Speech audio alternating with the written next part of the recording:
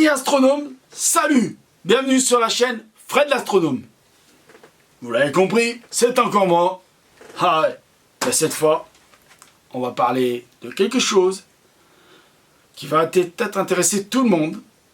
Et là, je vais être pas prise de tête, mais je vais être un tout petit peu chiant quand même. Mais bon, je vous dis tout de suite, de quoi je vais vous parler, ça m'a énormément plu, parce que sinon je ne l'aurais pas acheté, voilà, donc je vous le montre. Voilà.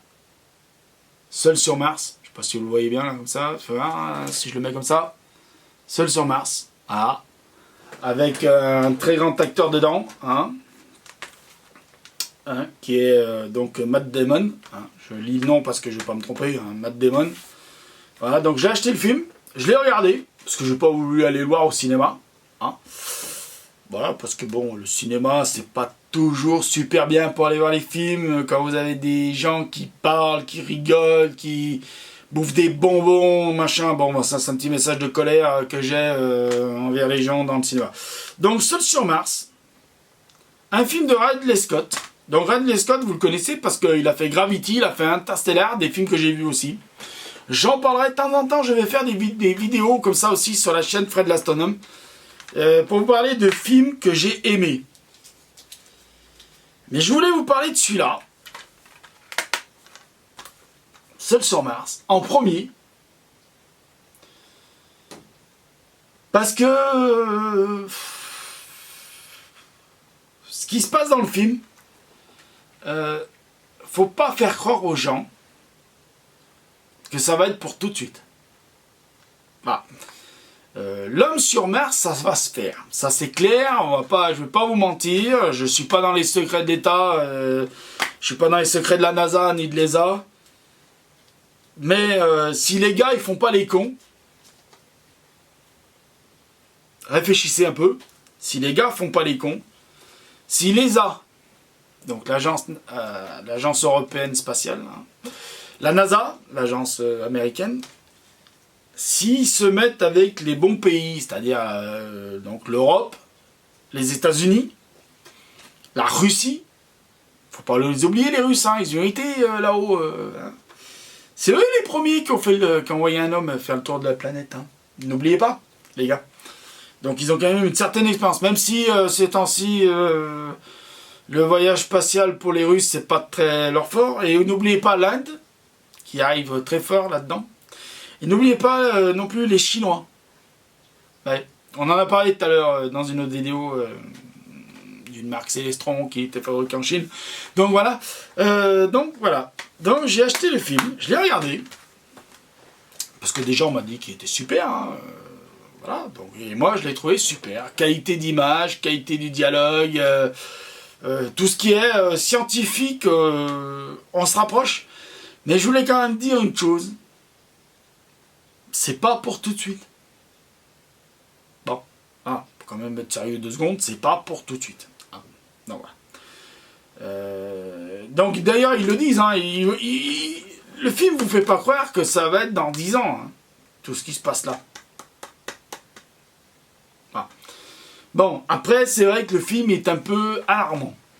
Alors, je vais faire l'avocat du diable, je vais défendre le projet de l'homme sur Mars. Comment dire, disons que oui, voilà. Ce qui pose problème dans le film, c'est qu'au départ, il n'est pas tout seul, l'acteur, Matt Damon. Donc le personnage dans le film, il n'est pas tout seul sur Mars. Il est avec toute une équipe qui est avec lui, ils travaillent ensemble, il y a des scientifiques, des géologues, des planétologues, des gens spécialisés de la météo planétaire, tout ça. Donc il y a des scientifiques et ils sont tous scientifiques. Et ça, j'ai trouvé génial.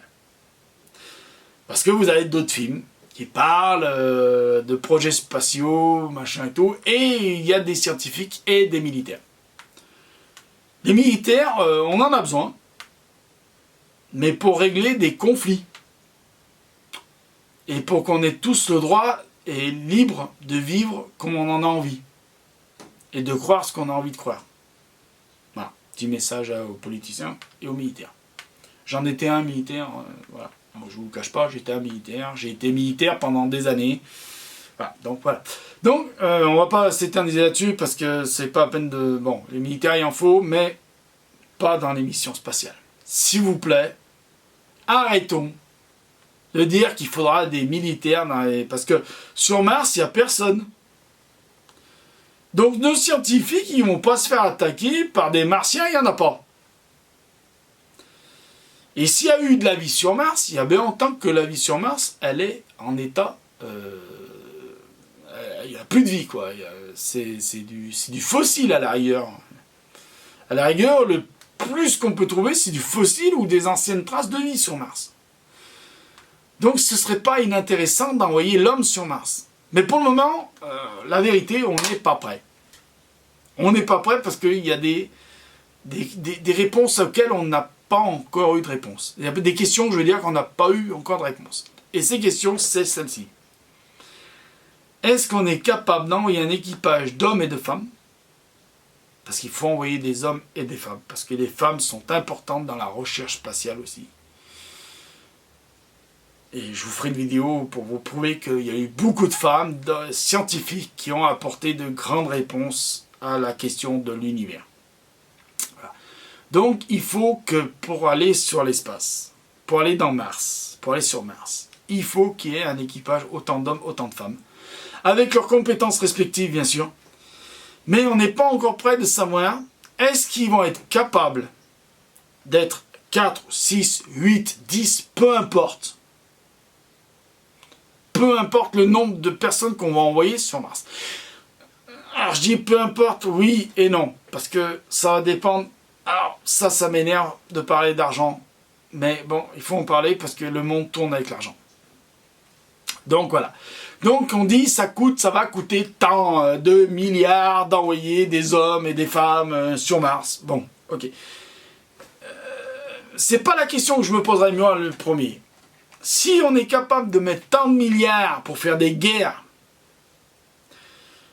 je dis pas qu'elles sont pas inutiles complètement ces guerres, je veux pas dire ça. Mais on est capable de mettre tant de milliards sur ces guerres sans se poser la question de où ça va arriver ces guerres et qu'est-ce que ça va faire ces guerres et est-ce que un jour on va avoir la paix dans le monde entier pour tout le monde, qu'on soit de n'importe quelle couleur, qu'on soit de n'importe quelle religion, est-ce que ces guerres vont apporter un jour la paix? On n'en sait rien et pourtant on dépense des milliards là-dedans.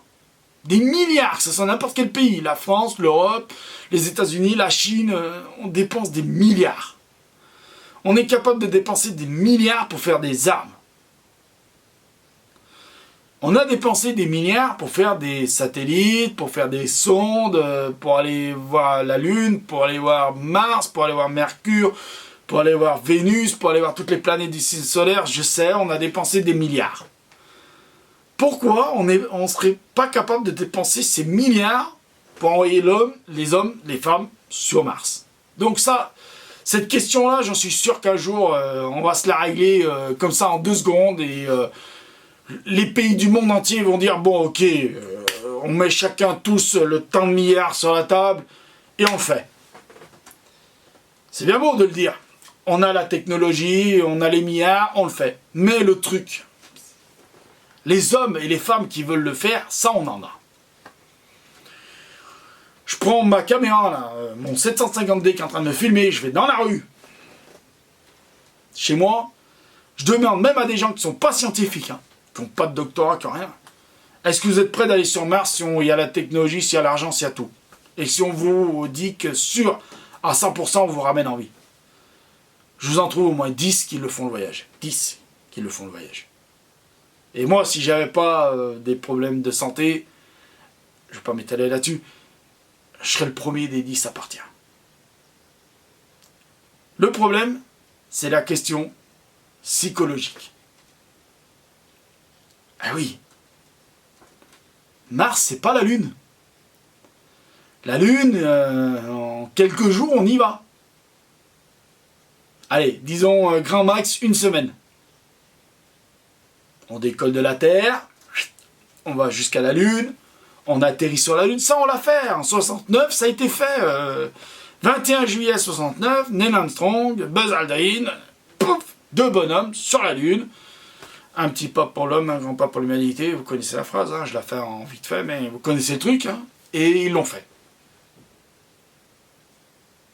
Mais les communications, allez, pour dire salut, on est arrivé sur la Lune, 1 seconde et 125 centièmes de millième de seconde, disons 1 seconde, décalage, pour se parler. Hein, donc 2 secondes pour le retour de sur Terre. Ah ouais, salut, ouais, vous êtes bien arrivé, tout s'est bien passé, patati patata. Bon, la conversation, à peu près 2 secondes de décalage, 2 secondes de trou, on va dire. 2 secondes pour dire salut, ça va, et ça oui, vous êtes bien arrivé, tac, 2 secondes. C'est-à-dire la Lune, message part, la Terre fait partir son message, 2 secondes à peu près. Donc 2 secondes de décalage, c'est rien. Sur Mars, c'est 30 minutes. Vous êtes arrivé sur Mars. Vous vous mettez devant votre caméra. Vous dites, je suis bien arrivé sur Mars, on s'est posé sans encombre, on va se reposer parce que l'atterrissage a été assez dur. Hein, et vous envoyez votre message. 30 minutes, alors je ne vais pas vous le faire là parce que la vidéo va être longue, mais 30 minutes plus tard sur Terre, au centre de contrôle spatial, n'importe lequel, hein, international on va dire, puisque ce voyage se fera internationalement. C'est la planète entière qui doit être dans ce voyage. Donc, voilà. 30 minutes plus tard, il y a l'autre qui reçoit le message. Centre de contrôle, et il reçoit le message. Il entend que tout s'est bien passé, machin et tout. Il envoie donc le message en disant oui, nous avons bien reçu le message, et il donne les ordres. Et ben, il envoie 30 minutes plus tard, sur Mars, les astronomes, femmes, hommes, n'importe quelle nationalité, n'importe quelle croyance, peu importe, du moment qu'ils aient des compétences scientifiques pour mener la mission à bien, reçoivent donc le message. Et bien ça, c'est 1 heure. 1 heure. 1 heure où il ne se passe rien. On ne sait pas si sur Terre, ils sont tous vivants ou ils sont tous morts. Donc, admettons qu'ils sont 6 sur Mars. Parce que dans le film, je crois qu'ils sont 6. Les 6 astronautes sur Mars, pendant 1 heure, ils ne savent pas si leur message est arrivé sur Terre. Donc, imaginez psychologiquement ce que ça peut donner sur un être humain d'attendre. Voilà. Donc c'est ça la grande question de pourquoi pour le moment on n'a pas été sur Mars, c'est ça. C'est la psychologie. Et puis imaginez, attendez, parce que ça, c'est rien du tout. Dans l'histoire du voyage sur Mars, ça c'est rien du tout. Le plus long, c'est d'y aller. Il faut entre 6 et 9 mois. 6 personnes, 6 et 9 mois enfermées dans un vaisseau de 100 mètres carrés, ben ils ont intérêt de bien s'entendre. Parce que ça va pas être simple le voyage, s'ils s'entendent pas. Imaginez, ils s'entendent pas. Imaginez, il y a des conflits. Et ben ils peuvent pas faire demi-tour comme ça. Ils peuvent pas dire on annule la mission, on revient sur Terre. Non. Une fois qu'ils sont partis, ils sont partis. Le vaisseau est lancé. C'est un vaisseau, enfin c'est une espèce de fusée, vaisseau quoi. Et le vaisseau est lancé. C'est fini, c'est trop tard. Il faut y aller sur Mars, il faut atterrir sur Mars. Et sur Mars, ils vont pas atterrir et redécoller en disant ouais, moi j'en ai marre, vous me pétez les machins, je me rebarre chez moi, démerdez-vous avec votre mission. Non. Non. Non. Il va falloir qu'ils y restent sur Mars. Et au minimum 1 an. Donc ils ont mis 6 à 9 mois pour arriver sur Mars. Il faut qu'ils restent 1 an sur Mars. Et il va falloir qu'ils remettent 6 à 9 mois pour revenir sur Terre. Vous avez fait le calcul? Il faut compter à peu près 3 ans et demi de voyage. ils ont intérêt d'être psychologiquement solides.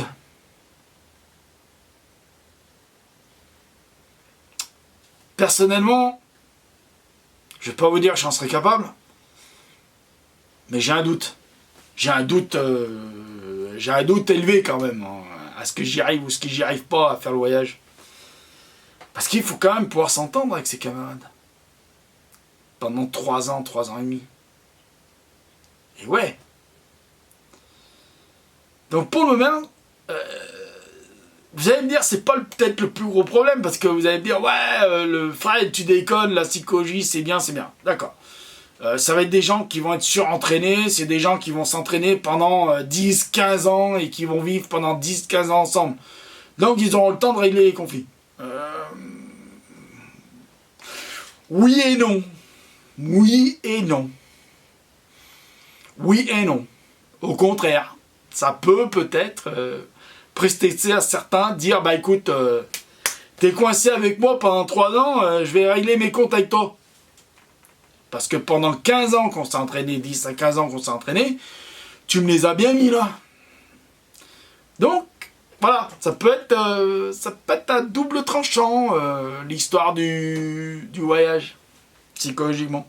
Alors, au niveau sécurité, je suis d'accord avec vous, il peut se passer tout et n'importe quoi dans l'espace, sur un voyage sur Mars. Imaginez, là aussi j'en parlerai du film parce que je l'ai adoré, mais imaginez Apollo 13. Et ils s'en sont sortis. Ils ont été ramenés sur Terre parce qu'il y avait des génies. Déjà, il y avait des génies dans la bestiole qui partait sur la Lune. Parce que les mecs, c'est des génies quand même. Hein. Alors, on va pas raconter l'histoire là, mais bon, c'est des génies. Il faut quand même le préciser. Des génies.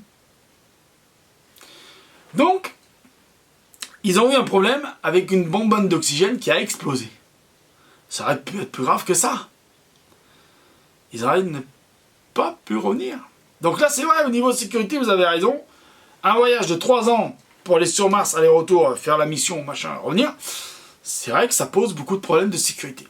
Et au niveau de la santé, et au niveau de ci, et au niveau de ça, patati patata. Donc voilà ce qui pose le plus gros problème pour Mars. C'est pas la technologie.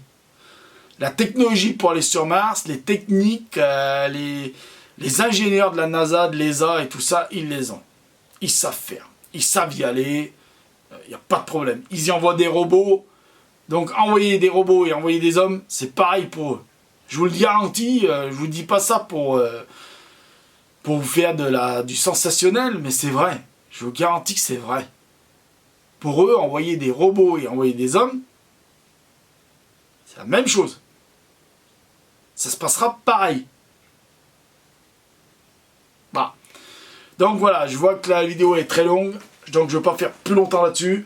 J'ai adoré ce film. Seul sur Mars avec Matt Damon. Génial.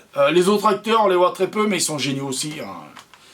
Regardez-le, s'il vous plaît. En plus, il y a des bonus et tout. Voilà.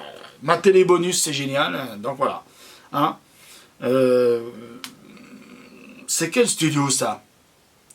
Ah, c'est la Fox. Century Fox. Voilà, c'est la Fox. Alors, je vous mettrai le petit truc en bas, pareil. Hein. Voilà. Ridley Scott, Alien, Gladiator, Gravity, Interstellar, enfin bon, voilà quoi.